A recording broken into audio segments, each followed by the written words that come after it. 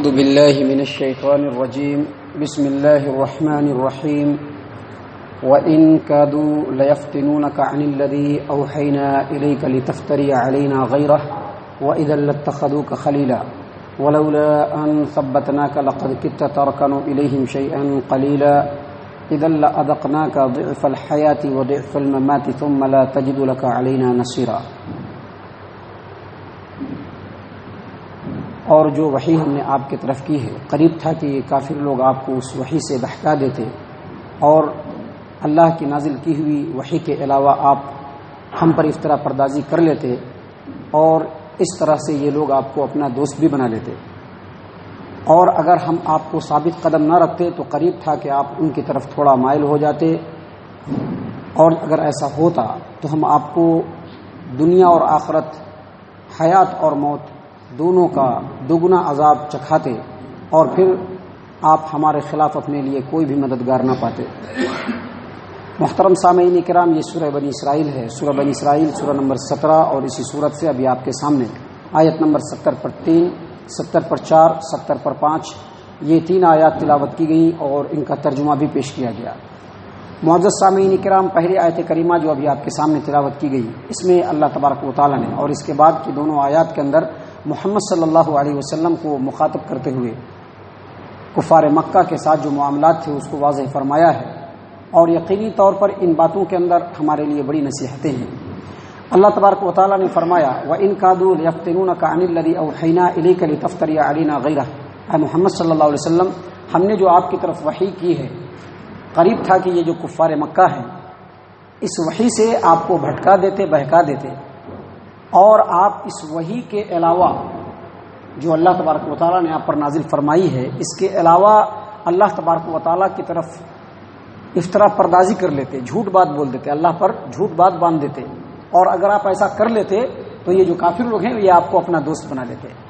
یعنی اس آیت کریمہ کے اندر اللہ تبارک و تعالیٰ نے یہ بتلایا ہے کہ اے محمد صلی اللہ علیہ وسلم، یہ جو کفار و مشرکین ہیں مکہ کے، ان سے جو آپ کا جو آنکڑا چل رہا ہے، یہ جو آپ سے ناراض ہیں، آپ سے جو دشمنی رکھتے ہیں، بغض رکھتے ہیں، آپ کے خلاف سازشیں کرتے ہیں، لوگوں کو بہکاتے ہیں، یہ جو دشمنی ہے اس کے ختم ہونے کا صرف ایک ہی صورت ہے. ایک ہی صورت میں یہ ختم ہو سکتی ہے کہ آپ جہاں پر قرآن کریم کی تلاوت کرتے ہیں وہیں پر آپ یہ بھی کہہ دیں کہ یہ جو ان کے بت ہیں یہ بالکل ٹھیک ہیں، یہ جو غیر اللہ کی پرستش کرتے ہیں یہ بالکل ٹھیک ہے، یہ جو اپنی منمانی زندگی گزارتے ہیں آپ ایسا کہہ دیں کہ یہ بالکل ٹھیک ہے، اور ساتھ ہی ساتھ یہ بھی کہیں کہ یہ اللہ تبارک و تعالیٰ نے میرے اوپر نازل کیا ہے اس لیے میں ایسا کہہ رہا ہوں. اگر آپ ایسا کہیں گے تو یہ آپ کو اپنا دوست بنا لیں گے. محترم سامعین اکرام، اگلی آیت کریمہ میں اللہ تبارک و تعالیٰ نے مزید کہا وَلَوْلَا أَن ثَبَّتْنَاكَ لَقَدْ كِدتَّ تَرْكَنُ إِلَيْهِمْ شَيْئًا قَلِيلًا إِذًا لَأَذَقْنَاكَ ضِعْفَ الْحَيَاةِ وَضِعْفَ الْمَمَاتِ ثُمَّ لَا تَجِدُ لَكَ عَلَيْنَا نَصِيرًا. یعنی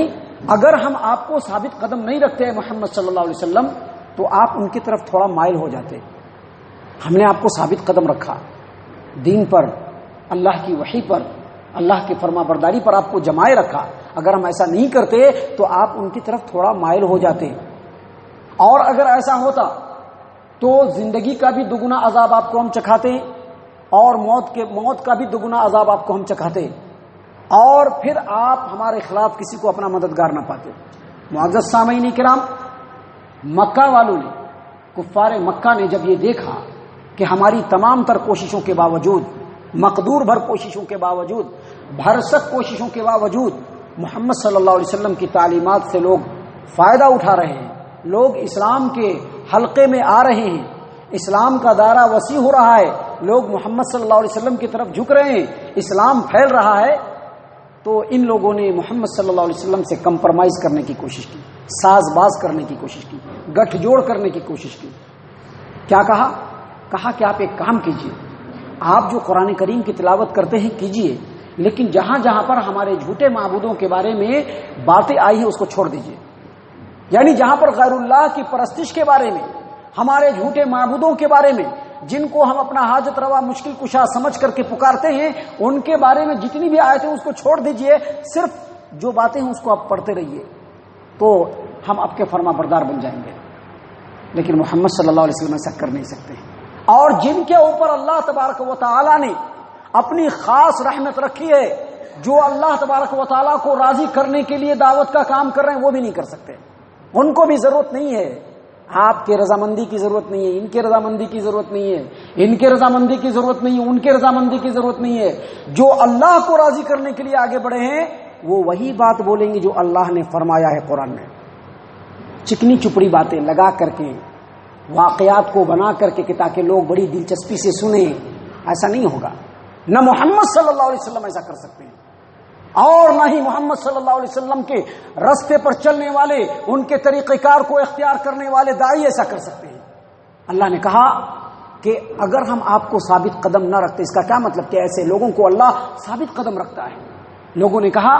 کفار مکہ نے کہا کہ قرآن میں جہاں جہاں بتوں کے بارے میں آیا ہے اس کو آپ چھوڑ دیجئے, باقی چیزوں کی آپ تلاوت کرتے رہیے, ہمیں کچھ نہیں کہتی, آپ سے رتی بھر دشمنی نہیں رکھتی, بلکہ آپ کے مطیع و فرما بردار بن جائیں گے ہم.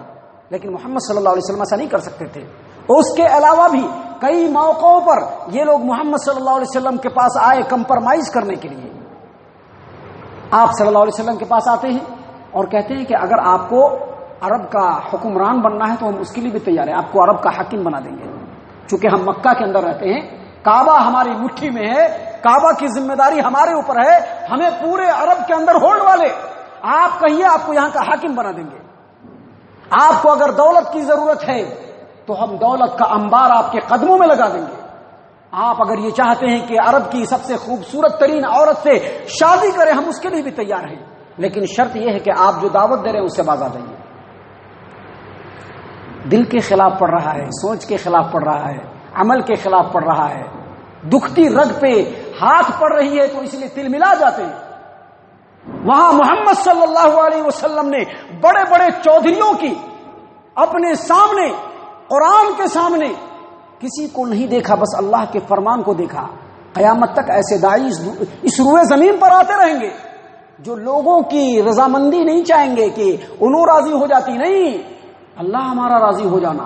کہا کہ آپ کو جو چاہیے لے لیجئے, حکومت لے لیجئے, دولت لے لیجئے, خوبصورت ترین عورت سے شادی کرا دیں گے, لیکن اپنی دعوت سے باز آ جائیے.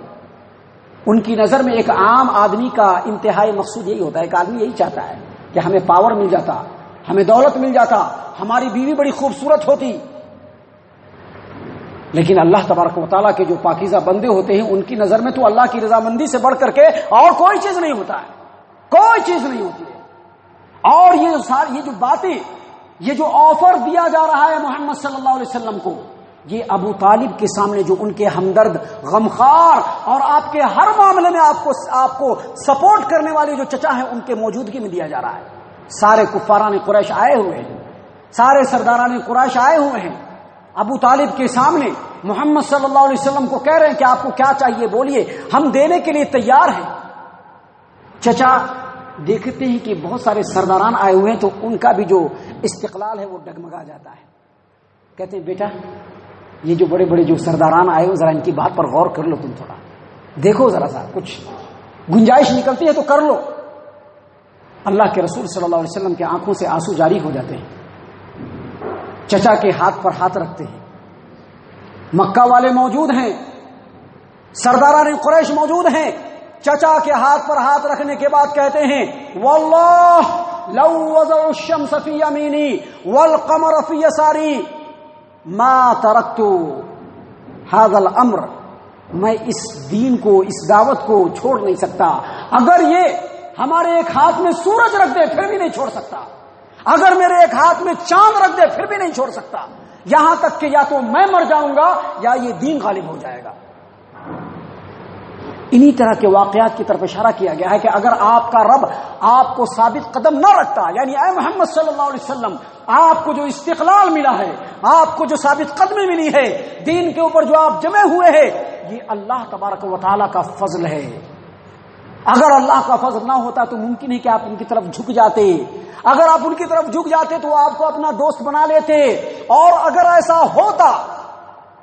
تو دنیا اور آخرت دونوں کا دوگنا عذاب آپ کو ملتا. مگر اللہ تبارک و تعالیٰ نے اپنے نبی کو اپنے فضل و کرم سے بچا لیا. اب بعد میں آنے والے لوگوں کی ذمہ داری ہے, اور خاص طور سے وہ لوگ جو اپنے مطلب اور مفاد کی خاطر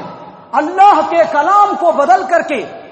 دوسرے انداز میں پیش کرتے ہیں، لوگوں کو گمراہ کرتے ہیں اور خود بھی گمراہ ہوتے ہیں، ایسے لوگوں کو یقینی طور پر ان آیات سے بہت زیادہ سبق حاصل کرنے کی ضرورت ہے۔ اللہ تبارک و تعالیٰ نے کہا کہ لولا ان ثبتناک لقد كنت تركن اليهم شيئا قليلا، اے محمد صلی اللہ علیہ وسلم اگر ہم آپ کو ثابت قدم نہ رکھتے تو آپ ان کی طرف تھوڑا مائل ہو جاتے، اور اگر ایسا ہوتا تو حیات اور موت دونوں کا دوگنا عذاب آپ کو ہم دیتے اور ہمارے خلاف آپ کوئی مددگار نہ پاتے۔ یہاں پر سب سے بڑی بات جو پوائنٹ کی ہے وہ یہ کہ اگر اللہ تبارک و تعالیٰ نے قرآن و حدیث کی اتباع کرنے کی توفیق ہمیں دی ہے، اللہ اور اس کے رسول کے فرمان کے مطابق چلنے کا ایمان دیا ہے، تو اس پر ناز نہیں کرنا چاہیے، اترانا نہیں چاہیے، یہ نہیں کہنا چاہیے کہ ہمیں تو توحید پرستاں جی، ہمیں جو کر لیتی چلتا نہیں۔ اللہ سے دعا مانگیے، ربنا لا تزغ قلوبنا بعد اذ ہدیتنا، اے اللہ جب ہدایت دیا ہے تو اب گمراہ نہ کرنا، اے اللہ ہدایت دیا ہے تو اب گمراہی نہ کرنا، ہدایت دیا ہے تو دل میں ٹیڑھاپن نہ آئے، اللہ یا مقلب القلوب ثبت قلبی علی دینک، اے دلوں کو پلٹنے والے ہمارے اس دل کو اپنے ایمان کے اوپر قائم کر دے۔